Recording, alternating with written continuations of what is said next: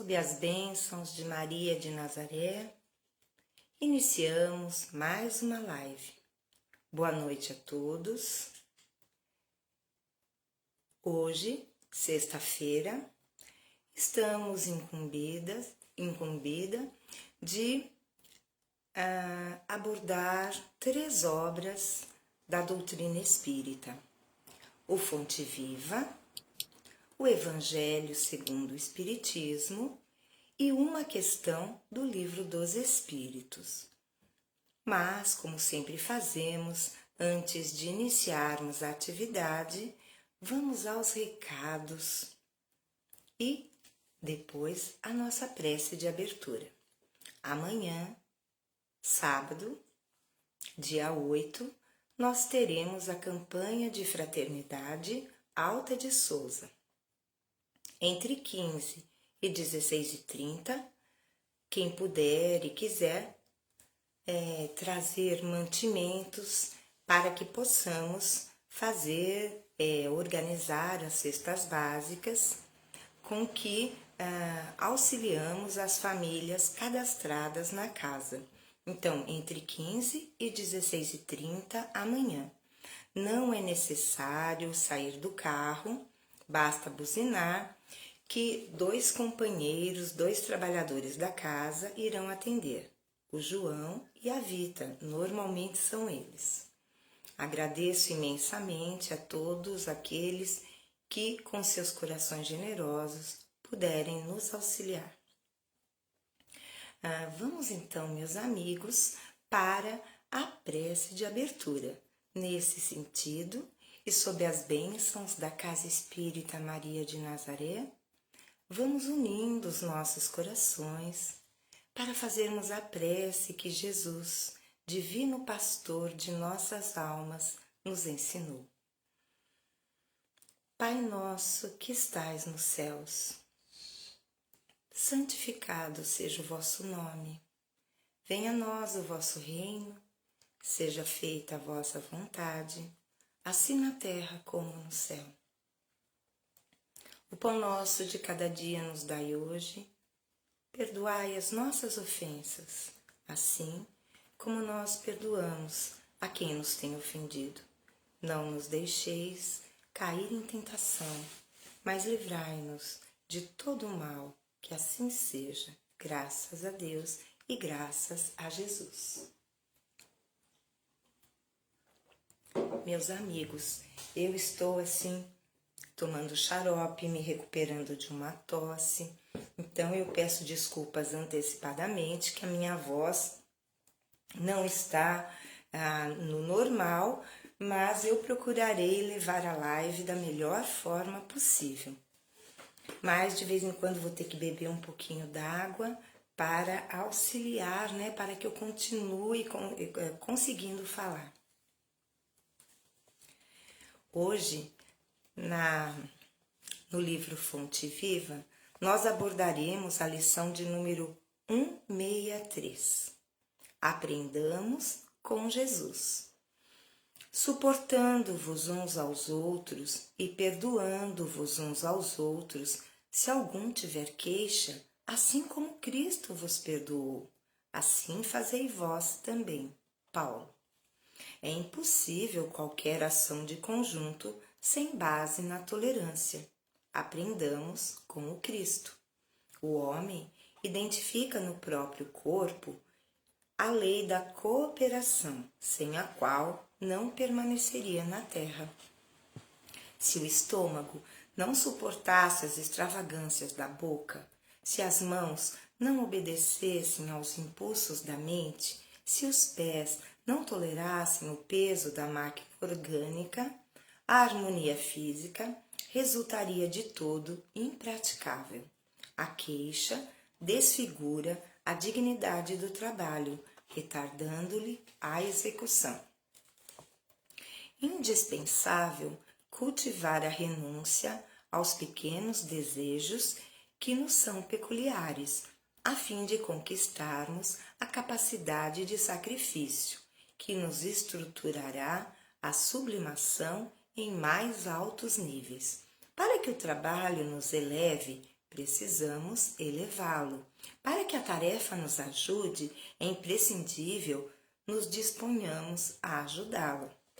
Recordemos que o supremo orientador das equipes de serviço cristão é sempre Jesus. Dentro delas, a nossa oportunidade de algo fazer constitui só por si valioso prêmio. Esqueçamo-nos assim de todo o mal, para construirmos todo o bem ao nosso alcance. E, para que possamos agir nessas normas, é imperioso suportar-nos como irmãos, aprendendo com o Senhor, que nos tem tolerado infinitamente.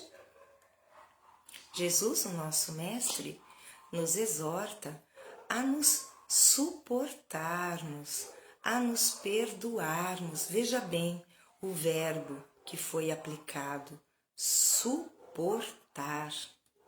Não é nem amar, porque Jesus sabia de antemão que nós não teríamos condições morais, espirituais, de amarmos verdadeiramente, incondicionalmente. Então, é usado o termo suportar. O que é suportar? É, ainda que contrariando as nossas tendências, nós fazermos um esforço enorme para tolerar. Suportar quer dizer tolerar com uma certa dificuldade, mas nós fazemos todo esforço possível.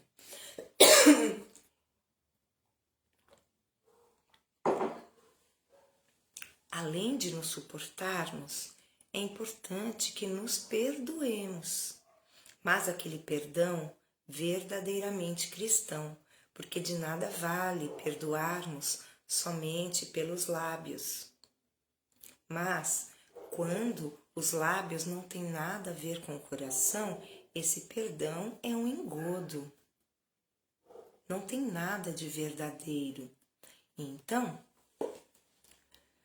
não é possível trabalharmos em equipe se não houver tolerância, se não houver fraternidade, se não houver solidariedade. Todos nós que já trabalhamos em algum lugar, sabemos da importância desses sentimentos mais elevados para que o trabalho possa fluir. De outra maneira, todo o trabalho se perde, porque as relações humanas se perdem como se fosse uma verdadeira guerra de egos, de sentimentos negativos, como orgulho, egoísmo, arrogância. Então, aprendamos com Jesus, suportemo-nos uns aos outros, porque não temos ideia do esforço que as outras pessoas fazem em nos suportar, em nos tolerar, porque é fácil apontar o defeito do outro. Porém, é muito difícil olhar para dentro de nós mesmos e enxergarmos a nossa real situação. Então, aprendamos com Jesus, sejamos tolerantes para que o trabalho possa continuar. Graças a Deus. Queridos amigos, vamos então agora para o Evangelho segundo o Espiritismo. Para hoje, escolhemos um tema muito propício para o momento que vivemos. Todos nós recebemos pelo WhatsApp diariamente mensagens de fé, porque sabemos que a fé é que alicerça a nossa estrutura moral para suportarmos as provas da vida. Então, hoje, nós vamos abordar o item 11 do capítulo 19, O capítulo 19 tem por tema a fé que transporta montanhas. E o item 11 é uma instrução dos Espíritos e tem por título Fé, Mãe da Esperança e da Caridade. O Espírito que nos traz essa mensagem é José. É um espírito protetor em Bordeaux, cidade da França, em 1862, portanto, há 159 anos. Vamos ver o que esse espírito tem a nos dizer a respeito da fé, porque ele mesmo diz que a fé é a mãe da esperança e da caridade. A fé, para ser proveitosa, deve ser ativa, não pode adormecer. Mãe de todas as virtudes que conduzem a Deus, deve velar atentamente pelo desenvolvimento das próprias filhas. A esperança e a caridade são uma consequência da fé. Essas três virtudes formam uma trindade inseparável. Não é a fé que nos sustenta a esperança de vermos cumpridas as promessas do Senhor? Porque, se não tivermos fé, que esperaremos? Não é a fé que nos dá o amor? Pois se não tiverdes fé, que reconhecimento tereis? E por conseguinte, que amor? A fé, divina inspiração de Deus, desperta todos os sentimentos que conduzem o homem ao bem. É a base da regeneração. É, pois, necessário que essa base seja forte e durável. Pois se a menor dúvida puder abalá-la, que será do edifício que construístes sobre ela? Erguei, portanto, esse edifício sobre alicerces inabaláveis, que a vossa fé seja mais forte que os sofismas e as zombarias dos incrédulos, pois a fé que não desafia o ridículo dos homens não é a verdadeira fé. A fé sincera é dominadora e contagiosa. Comunica-se aos que não a possuíam e nem mesmo desejariam possuí-la. Encontra palavras persuasivas que penetram na alma, enquanto a fé aparente só tem palavras sonoras que produzem o frio e a indiferença. Pregai pelo exemplo da vossa fé para transmiti-la aos homens. Pregai pelo exemplo das vossas obras, para que vejam o mérito da fé. Pregai pela vossa inabalável esperança, para que vejam a confiança que fortifica e estimula a enfrentar todas as vicissitudes da vida. Tende, portanto, a verdadeira fé na plenitude da sua beleza e da sua bondade, na sua pureza e na sua racionalidade. Não aceiteis a fé sem comprovação, essa filha cega da cegueira. Amai, mas sabei por que o amais. Crede nas suas promessas, mas sabei por que o fazeis. Segui os nossos conselhos, mas conscientes do fim que vos propomos e dos meios que vos indicamos para atingi-los. Crede e esperai, sem fraquejar. Os milagres são produzidos pela fé. Que lindo texto que esse espírito protetor José nos traz.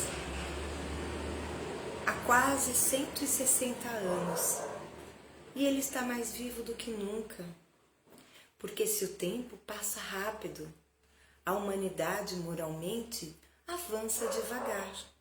Então, nós estamos falando da fé.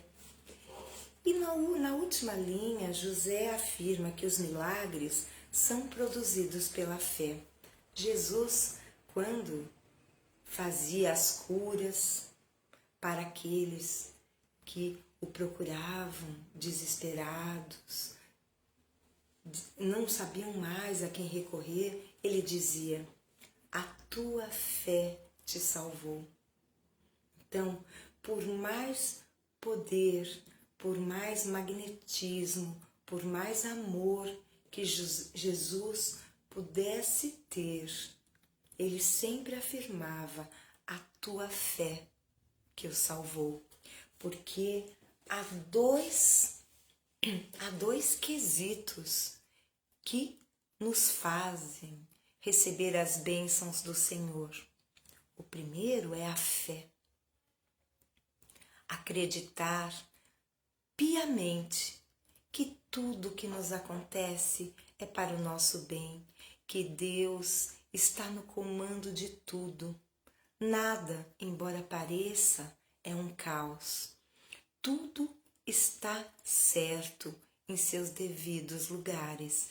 Então, a fé é um dos quesitos para que possamos receber as benesses do Senhor.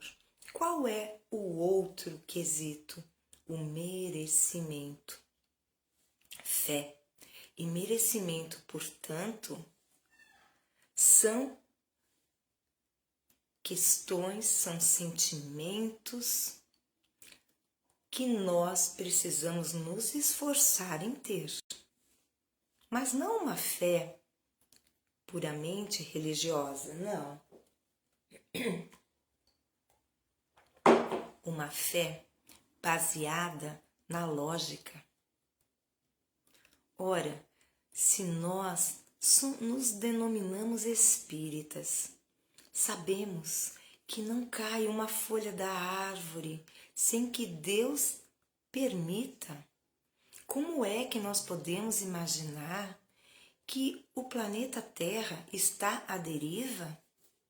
Passamos momentos difíceis, é verdade, mas sabemos que tudo faz parte de um planejamento milimetricamente calculado para que o planeta possa chegar à categoria de planeta em regeneração. Então, tudo o que acontece tem sua razão de ser. Nós, com o nosso pouco conhecimento e as condições que o planeta nos confere ao corpo físico, nos impedem de compreender a realidade divina numa concepção mais ampla, numa concepção mais luminosa. Entretanto, se temos fé, entregamos tudo nas mãos de Deus. Por outro lado, se sabemos que temos que ter o merecimento, não podemos cruzar os braços. Precisamos trabalhar. Trabalhar em que sentido? Trabalhar na realização do bem. Em qualquer lugar que estejamos, até já disseram, floresça onde Deus te plantou, onde Deus nos plantou. Então, onde quer que estejamos, sempre é possível fazer o bem. Sempre é possível trocar um pensamento negativo por um pensamento positivo, dar um bom conselho, consolar um coração aflito. Então, o bem é o que é a única perspectiva para que possamos ter merecimento. E para termos esse merecimento, a fé tem que estar junto de nós. Aquela fé raciocinada que sabe que nada acontece por acaso. Se por vezes passamos por dificuldades, elas fazem parte do nosso crescimento. São degraus para nos conduzir à escada da luz, aos cimos da luz. Meus irmãos, hoje eu não vou me alongar muito por conta da minha voz, mas quero deixar para vocês, no tocante à fé, dizer que existe um pequeno poema de Alfonso Guimarães e ele fala justamente desta tríade: fé, esperança e caridade. E eu vou então declamar esse pequenino poema de todo o meu coração e com muito carinho a todos vocês. O poema é assim: são três irmãs, são três flores, feitas de um raio de luz, plantou-as entre fulgores a mão santa de Jesus. Uma, a fé, outra, a esperança. Vem a caridade após, feliz de quem as alcança. Vivem sempre junto a nós. São belas como princesas, mas a caridade é, talvez, neste mundo de incerteza, a mais formosa das três. O poeta disse que talvez a caridade, não é? Seja a mais formosa, mas nós sabemos, sim, a caridade, que é sinônimo de amor, é a mais formosa entre a fé, a esperança e a caridade. Graças a Deus, queridos irmãos, vamos agora para a questão do Livro dos Espíritos. E eu agradeço a todos vocês que estão vibrando para que eu consiga terminar essa live. Tenho certeza que estou conseguindo, pelas graças do Senhor, pela equipe espiritual da Casa Espírita Maria de Nazaré, mas também pelas vibrações amorosas de quem nos assiste. Muito obrigada. A questão que vamos ler agora é a questão de número 593 do Livro dos Espíritos. É o livro 2º, capítulo 11, Os Três Reinos. Então, nós vamos por um bom tempo falarmos dos três reinos da natureza: mineral, vegetal e animal. Só que o Espiritismo sempre faz um reino à parte, que é o reino humano, ou reino hominal. Então, seria um reino animal superior, porque não podemos perder de vista que nós temos duas naturezas. A natureza animal, que nos coloca como animais, e a natureza espiritual, que nos interliga a Deus e nos torna humanos. Então, vamos à leitura da questão. 593. Podemos dizer que os animais só agem por instinto? Resposta. Ainda nisso há um sistema. É bem verdade que o instinto domina na maioria dos animais. Mas não vês que há os que agem por uma vontade determinada é que têm inteligência, mas ela é limitada. Então vamos lá. Kardec pergunta, então, se existe alguma coisa a mais que conduzem a vida dos animais do reino inferior. E os espíritos dizem como que há um princípio, um rudimento de inteligência.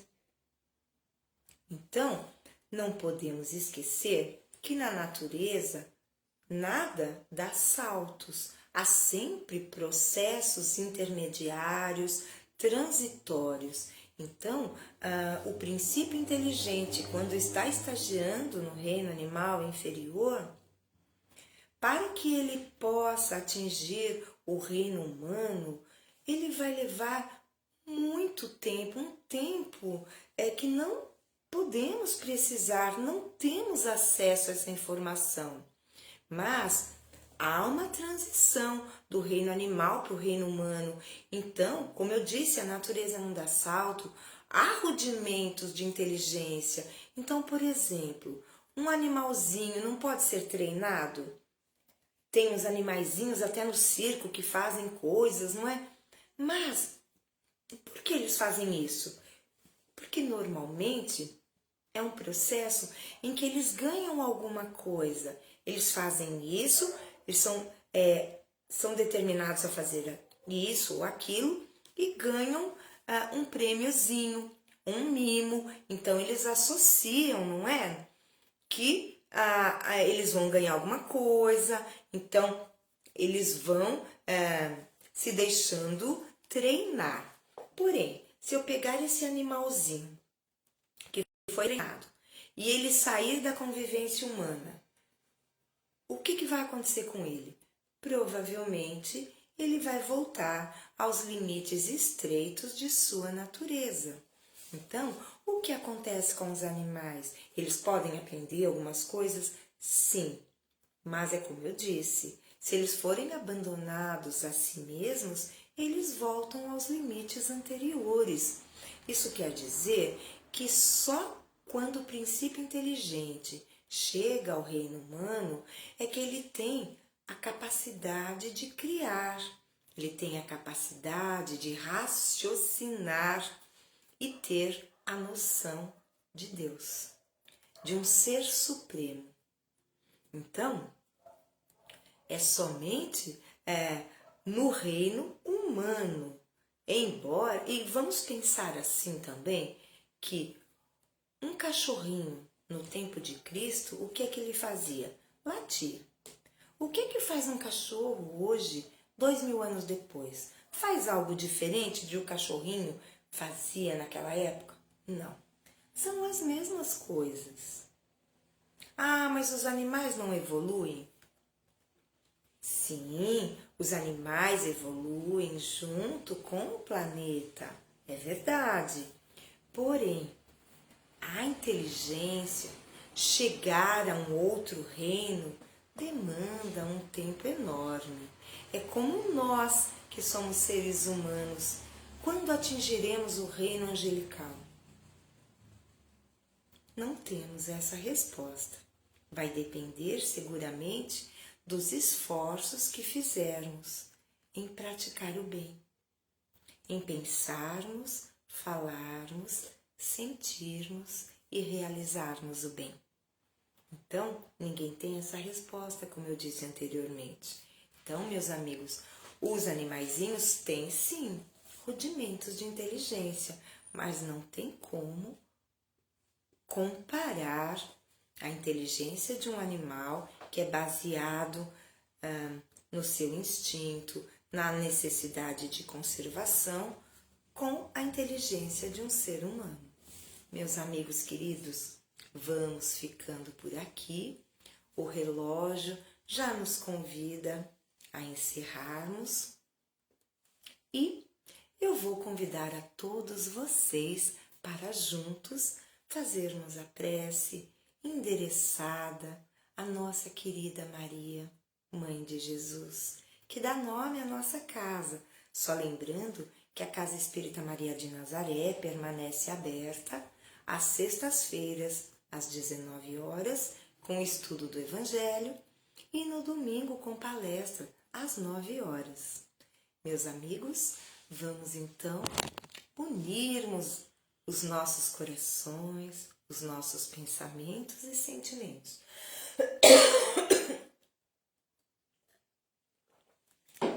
para juntos fazermos a prece endereçada a Maria.